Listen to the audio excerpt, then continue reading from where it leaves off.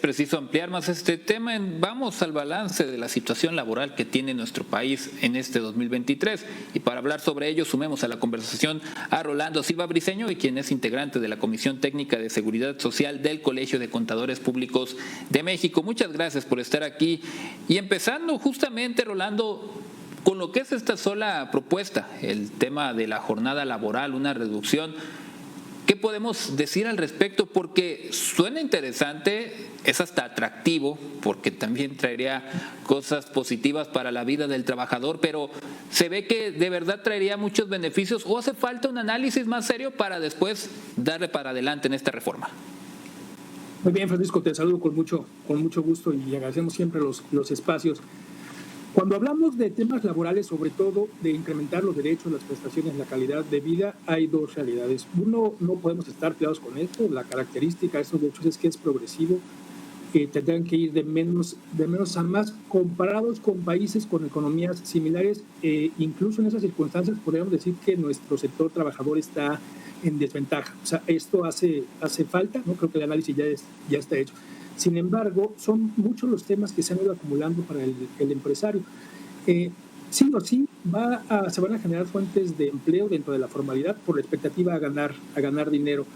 Esto quiere decir que si estiramos la liga para que los patrones, los empresarios, para que a los patrones o a los empresarios les resulte no rentable el generar empleos, este va a ser el resultado. A favor totalmente de los derechos laborales, pero el principal es el de tener trabajo. Y si llevamos este tema, ¿no? Por supuesto que suena bien, que por supuesto que suena atractivo, suena justo, suena reparador, podríamos estar cayendo en terrenos en donde el efecto colateral sea mucho mayor. Y entonces sí caigamos en desincentivar la generación de empleos, en tener que obligar a patrones a que opten por esquemas agresivos, ¿no? Que se le dé un empujón, el empujón que alguien necesitaba para llevar sus relaciones laborales a la informalidad. No dudo que esto sea necesario, pero me parece que habrá que sensibilizarse sobre las posibilidades, sobre la viabilidad financiera, sobre si aún con esto, después de todo lo que se ha acumulado en muy poco tiempo, para quien tiene trabajadores, esto no va a resultar en un sentido negativo. Incluso cuando algo cuesta más caro, y esto puede sonar frío, pero es así, cuando algo cuesta más caro, quien toma la decisión está obligado a hacer un replanteamiento, a repensar. Si hoy tenemos en vísperas inversiones que tengan como atractivo la mano de obra, alguna facilidad, ¿no? Temas fiscales definitivamente no creo, y esto se encarece, quien toma la decisión tiene que pensar de nueva cuenta, y pues bueno, el resultado pues va a ser producto de una evaluación financiera. Ojalá pudiéramos hacerlo, ojalá estuviéramos en las condiciones de hacerlo ya. En nuestra opinión podría de implementarse de una manera tan drástica, ¿no? Y sobre todo con otros temas en donde no se ha dado un espacio y con la inexistencia de algún beneficio fiscal, de algún trato diferenciado para quien coopera, lo veo complicado. Si algo quedó dañado en nuestro país cuando vinieron todos los efectos de la pandemia, fue justamente, me parece, el mercado laboral, entre el cierre de empresas y el debilitamiento de muchos otros, y apenas andamos escuchando recuperación de algunos de los que sí resistieron 2020, 2021 y batallaron contra corriente 2022. Pero para todos ellos, el traer esta situación ahora pudiera otra vez, en caso de que pase, porque todavía faltan cosas por definirse, pero de suceder, hablaríamos posiblemente de debilitamiento de la formalidad y otra vez darle para arriba a la informalidad, algo que sabemos también pues deja sin prestaciones, menos impuestos. ¿Es un anuncio necesario para darle a quienes tomen la decisión de que la informalidad es la que terminará ganando con todo esto entonces? Sin lugar a dudas, el atender la informalidad es un tema urgente. Ahí vemos los efectos de las pensiones. No estamos muy enfocados en ver quienes tienen una pensión pequeña o grande y estamos descuidando a la mayoría de las personas trabajadoras que están en la informalidad.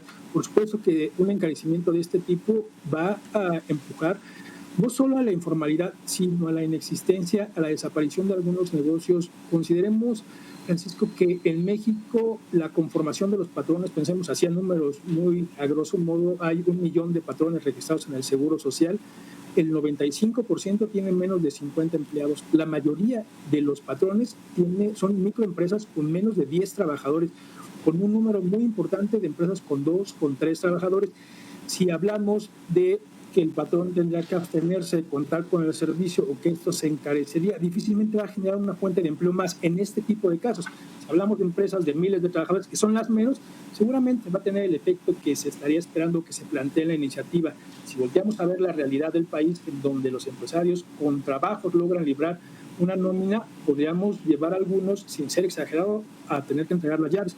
Es decir, cada día que pasa debo más dinero en lugar de generar. Y claro que el tema de la pandemia vino a afectar, e insisto en esta parte, podrá no ser tan notorio en grandes patrones, en grandes empresas, pero quien sostiene la generación de empleos son los microempresarios, es el emprendimiento.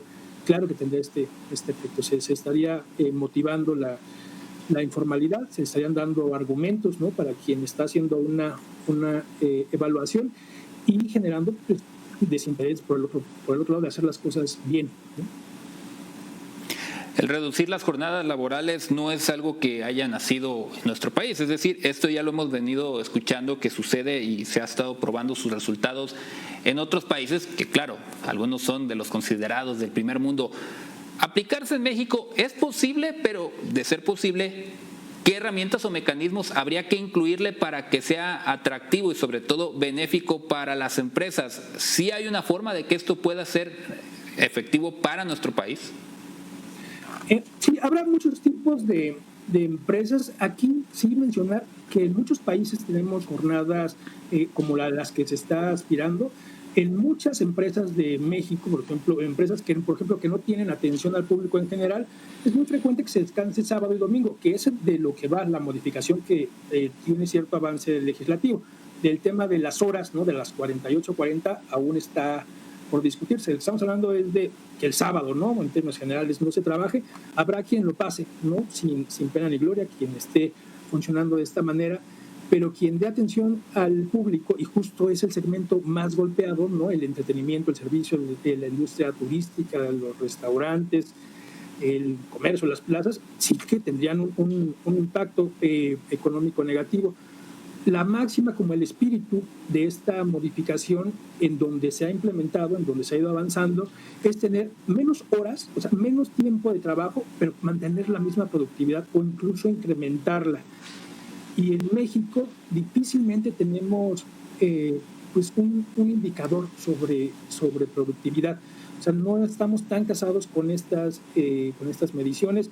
Muchos de nuestras prestaciones, muchos de nuestros derechos, como la PTU, entre otros, no tienen que ver con la productividad.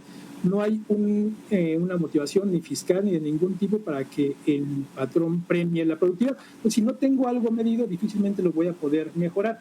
Esto suena muy lógico y funciona cuando pensamos en alguien en una oficina que podría apurarse, no adelantar su trabajo para no tener que venir el sábado. Está perfecto. Incluso es costoso, ¿no?, para un patrón tener más tiempo a los trabajadores.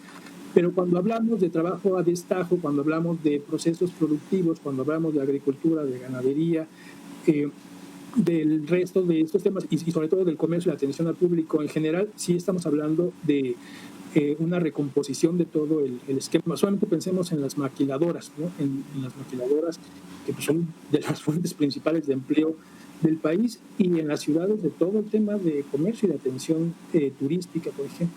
Creo que hace falta indicadores de productividad, hace falta, por supuesto, incentivos fiscales. Es absurdo que el día de hoy no podamos ni siquiera hacer deducibles las prestaciones que estamos obligados a dar a los trabajadores cuando estas no les causan impuestos, ¿no? Yo medio me lo puedo deducir. Creo que podríamos empezar por ese tema y debería ser un ganar-ganar. Y reitero, jamás en contra de los derechos de los trabajadores, pero cuidemos el principal, que es que tengan trabajo, ¿no?, que se les puedan generar fuentes de empleo.